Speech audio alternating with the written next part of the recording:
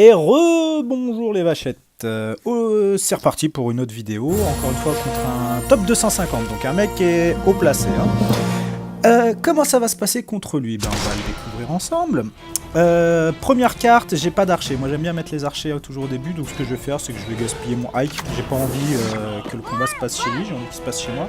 Mon hike il est que niveau 5, je l'ai pas encore niveau 7, du coup en général c'est lui que je gaspille quand je m'en fiche. Et en plus, je peux gagner du temps en lui faisant le pouvoir. Donc là, on voit que le Moai va servir à rien puisqu'il va taper le Jimmy. Et le Jimmy qui de toute façon se redonne de l'énergie.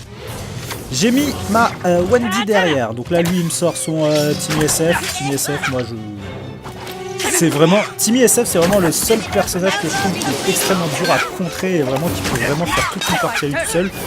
Donc j'hésite pas, je mets mon éclair dessus, même si derrière il me met d'autres gars hyper forts, je m'en fous.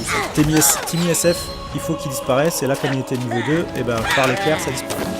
Bon, le reste n'était pas très intéressant, il a mis des rages, j'ai mis Wendy, Jimmy et compagnie. Là il met token niveau 3. Donc token niveau 3 avec la... Token joueur niveau 3 avec la nouvelle méta, il est hyper balèze, il est très fort. J'ai eu de la chance parce que mon Clyde a mis un perroquet dessus, mais ça n'aurait pas changé grand chose de toute manière.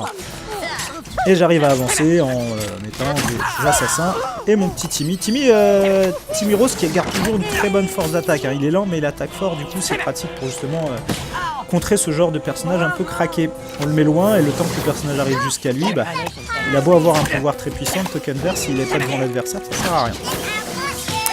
Il met un Cartman Zen pour gagner du temps, normal, mais sauf qu'au passage il a déjà perdu une barre. Et moi je continue mes attaques, voilà, on voit Timmy il est en train de viser le boss et lui il met rien pour aller le tuer, donc tout se passe comme sur des roulettes. Son Cartman ne sert pas à grand chose. Là je gagne du temps, je laisse avancer, et je vais contrer son stade par mon frappe de chien.